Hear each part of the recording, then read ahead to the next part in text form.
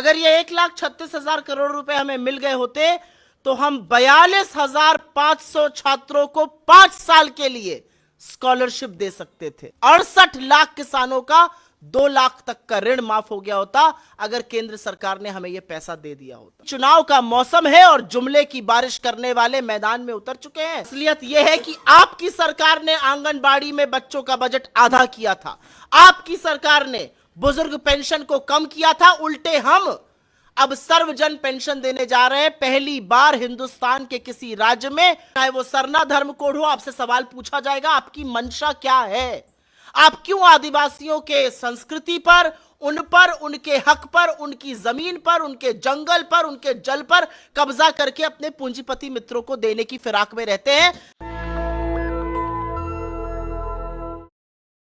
जब झारखंड चुनाव के मुहाने पर आया है तो मैं एक महिला होने के नाते मुझे खुशी है कि मैया योजना के तहत 57 लाख महिलाओं को हमने लाभार्थी बनाया।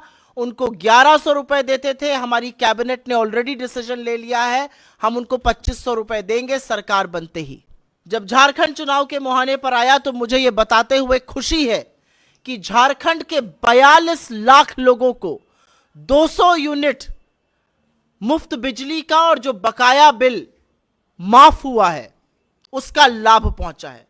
हर परिवार की करीब करीब 1100 रुपए महीने की बचत है इस बिजली की माफी से और इस बिजली के 200 यूनिट मुफ्त होने से।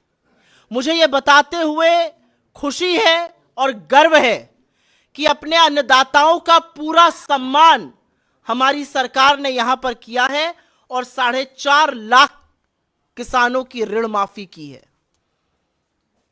मुझे यह बताते हुए खुशी है कि सावित्रीबाई फूले किशोरी समृद्धि योजना के तहत 11 लाख बच्चियों को 5,000 रुपए प्रति माह मिला, जिससे उनका भविष्य सुनिश्चित हुआ और उनके कौशल को, उनकी बुद्धिमत्ता को, उनके विकास को और धार मिली।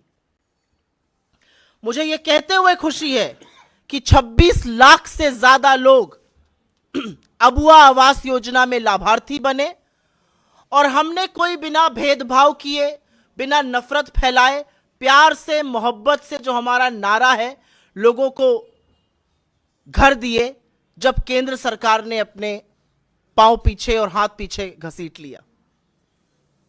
मुझे कहते हुए यह खुशी है कि 72,000 शिक्षकों का मानदेय बढ़ाया। कहते हुए खुशी है कि पुलिस को 1 महीने की अतिरिक्त यहां पर तनख्वाह दी जाती है, जो सुरक्षित रखती है प्रदेश को, जो सुरक्षित रखती है आप लोगों को। और आगे वाला जो प्रारूप है उसकी हमारी गारंटी, कल कांग्रेस अध्यक्ष खरगे जी झारखंड में हैं, वो हमारी गारंटी इस कार्यक्रम को, इस लाभ को, इन जन कल्याणी जनहित योजनाओं को आगे बढ़ाते हुए जरूर आपके साथ साझा करेंगे। लेकिन मैं बहुत खुशी के साथ थोड़े दुख से एक बात कहना चाहती हूं। आपका, झारखंड का 1,36,000 करोड़ रुपया केंद्र की सरकार दबाए बैठी हुई है। ये वो खनन का पैसा है जो आपको मिल जाना चाहिए था। और मैं कुछ आंकड़ों के माध्यम से आपको बता देती हूं कि अगर यह पैसा झारखंड को मिल गया होता तो झारखंड की सरकार इससे क्या क्या कर सकती थी।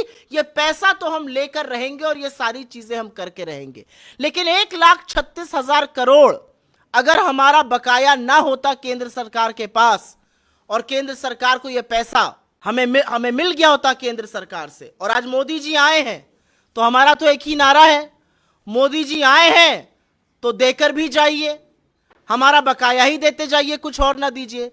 अगर ये 1,36,000 करोड़ रुपए हमें मिल गए होते तो हम 42,500 छात्रों को 5 साल के लिए स्कॉलरशिप दे सकते थे। 5 साल के लिए 42,500 छात्रों को। अगर ये 1,36,000 करोड़ रुपए हमें मिल गए होते तो हम करीब करीब 3 लाख छात्रों को एकलव्य प्रशिक्षण योजना 70 साल के लिए दे सकते थे। अगर ये 1,36,000 करोड़ हमें मिल गए होते तो जल जीवन मिशन के तहत पेयजल की समस्या जड़ से समाप्त हो गई होती। अगर ये 1,36,000 करोड़ रुपए पर कुंडली मारकर केंद्र सरकार हमारे पैसे पर ना बैठी होती तो 42,500 छात्रों को जो फॉरेन भेजकर, जो विदेश भेजकर पढ़ाने की छात्रवृत्ति है वो मिल गई होती। अगर ये पैसा 1,36,000 करोड़ जो हमारा पैसा हमें मिल गया होता झारखंड में तो 68 लाख किसानों का 2 लाख रुपए का ऋण माफ हो गया होता। 68 लाख किसानों का 2 लाख तक का ऋण माफ हो गया होता अगर केंद्र सरकार ने हमें यह पैसा दे दिया होता।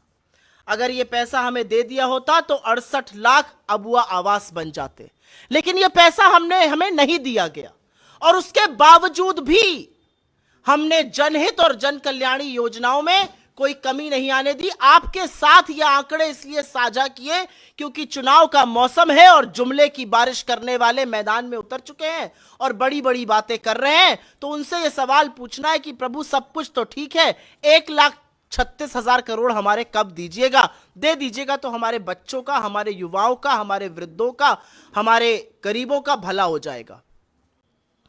मैं यहां आने से पहले बीजेपी का घोषणा पत्र पढ़ रही थी। ये वही बीजेपी है जिसने 500 का सिलेंडर राजस्थान में देने की बात करी थी। मैं उत्तर प्रदेश से आती हूं, आपका लगा हुआ राज्य है। उत्तर प्रदेश में कहा था हर होली हर दिवाली फ्री सिलेंडर मिलेगा। कितनी होली कितनी दिवाली बीत गई, फ्री सिलेंडर नहीं मिला, सिलेंडर का दाम 1000 के पार करा दिया। अब कह रहे हैं यहां पर 500 में सिलेंडर देंगे। अरे पहले राजस्थान में दे दीजिए, 6-7 महीना 8 महीना हो गया सरकार बने हुए। मैं पढ़ रही थी यहां पर रोजगार की बात कर रहे हैं। अरे 2 करोड़ जो सालाना रोजगार बनने थे अभी तक 11 करोड़ बन जाने थे, उनका क्या हुआ? यहां पर बात किसान के हक की हो रही है।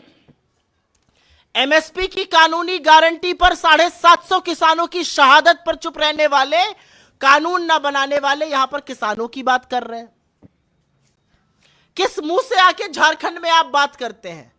आपके मैनिफेस्टो में सरना धर्म कोड भी नहीं है और असलियत यह है कि सरना धर्म कोड यहां की सरकार ने पास किया और 2 साल से आपके पास आपकी स्वीकृति के लिए दिल्ली में पड़ा हुआ है और आप उस पर कुछ नहीं कर रहे। आपने लगातार सीएनपीटी को लगातार कमजोर करने का काम किया है, जिससे आदिवासियों पर, वंचितों पर, शोषितों का आप शोषण कर सकते हैं। असलियत यह है कि आपकी सरकार ने आंगनबाड़ी में बच्चों का बजट आधा किया था। आपकी सरकार ने बुजुर्ग पेंशन को कम किया था। उल्टे हम अब सर्वजन पेंशन देने जा रहे हैं। पहली बार हिंदुस्तान के किसी राज्य में 50 वर्ष से ज्यादा के उम्र के व्यक्ति को यह पेंशन मिलेगी। अमूमन 60 साल से ज्यादा पर मिलती है। आपने 11 लाख राशन कार्ड खत्म किए थे, हमने वो बहाल किए और हमने नए लाभार्थी जोड़े।